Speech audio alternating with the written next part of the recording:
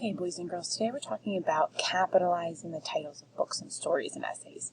So this is your interactive notebook page, and this is something that you can print out to help you in the future with any capitalization worksheets that we do.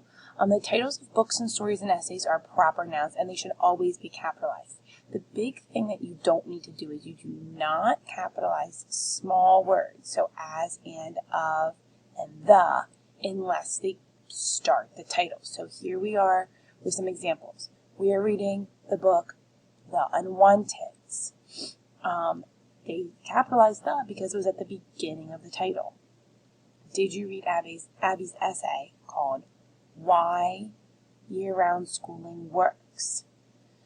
They capitalized every single word within the title. Now, another thing that you want to do when you're doing a title of a book or story, an essay, even a movie, is you either want to underline it or you want to have quotations around it. That's also very important when we're capitalizing something like this.